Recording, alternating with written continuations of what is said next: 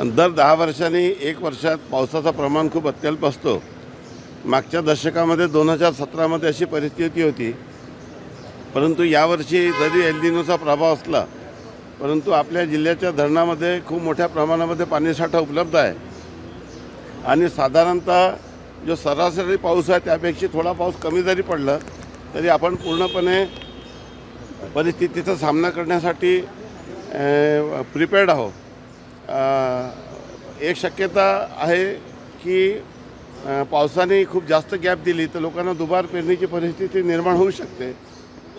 त्यामुळे योग्य प्रबोधन, पाण्याचा योग्य नियोजन आणि शेतकऱ्यांना कशा पद्धतीने या परिस्थितीला समोर जाता येईल आणि कुठल्याही पद्धतीची परिस्थिती उद्भवली तर त्या परिस्थितीचा सामना करण्यासाठी प्रशासनाने पूर्णपणे सज्ज राहावे अशा पद्धतीचे निर्देश दिले।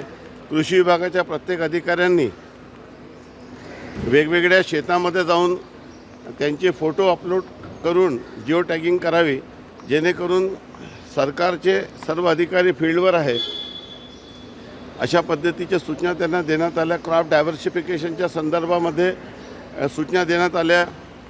डिस्ट्रिक्ट स्ट्रॅटेजी प्लॅनप्रमाणे विकसित महाराष्ट्र 2047शी सुसंगत कृषी विभागाची वाटचाल कशी राहील, त्याचं उद्दिष्ट कसा राहील, आपला पुढची योजनेची अंमलबजावणी करताना सर्व योजना सॅच्युरेशन मोडमध्ये कसं जाता येईल, ज्यांना पाणी नाही त्यांना पाण्याची व्यवस्था कशी करता येईल, आदिवासी शेतकऱ्यांना बोरवेल कसं देता येईल, सोलर पंप कसं देता येईल, पाईपची अरेंजमेंट कशी करून देता येईल, एकंदरीत कृषी विभागाच्या सर्व सेक्टरवरचा आम्ही आढावा घेतला आणि त्या दृष्टीने योग्य नियोजन करण्याच्या सूचना विभागाला दिलेल्या आहेत।